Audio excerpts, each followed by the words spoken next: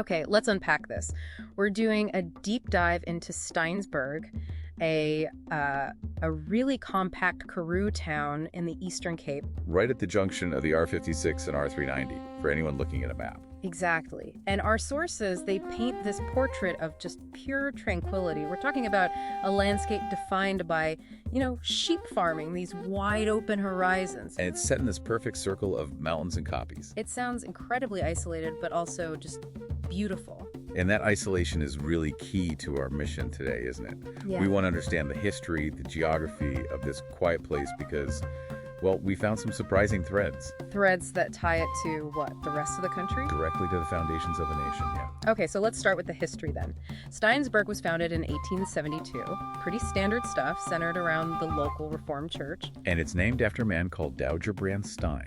Which sounds like a normal founding story until you realize who he was. And here's where it gets really interesting. So Dowager Stein was none other than the grandfather of Paul Kruger. Wait, the Paul Kruger? President of the South African Republic. The very one. And what's fascinating is that Kruger himself spent part of his youth on a farm nearby called Bullhoek. And it's still standing today. That is a massive historical connection to have resting on such a quiet little Karoo town. It is. But the town's influence, it didn't stop there. Steinsburg kept producing these notable figures. Like who? Well, athletes like Tank van Rooyen, academics like Johannes Cornelis van Rooy, and even political figures like Murray Stein, who became an MP and an ambassador. So there's this unseen historical potency to the place. Exactly. Now let's shift to the town itself physically.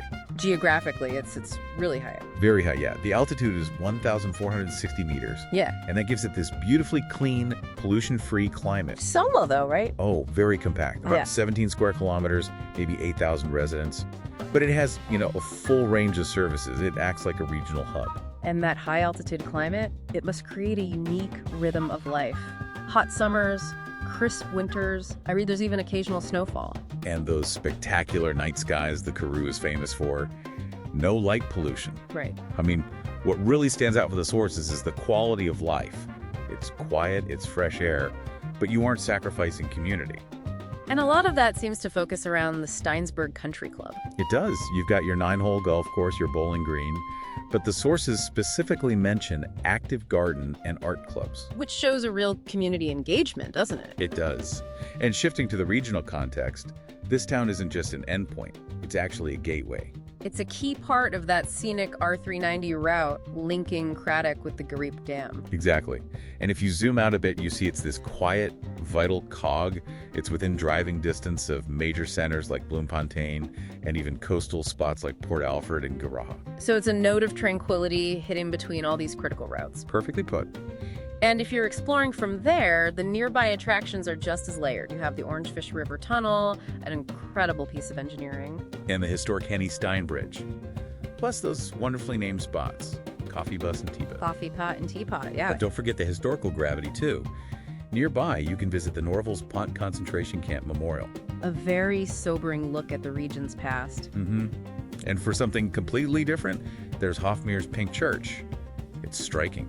So this all raises a really important question. Steinsburg seems so geographically isolated, this classic Karoo town. Right.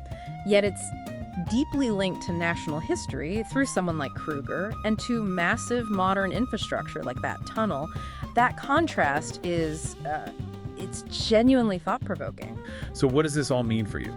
It means when you look at a map, you should consider how these quiet, high-altitude places can embed themselves so firmly in a nation's story. It proves that the size of a town really doesn't determine the scale of its influence.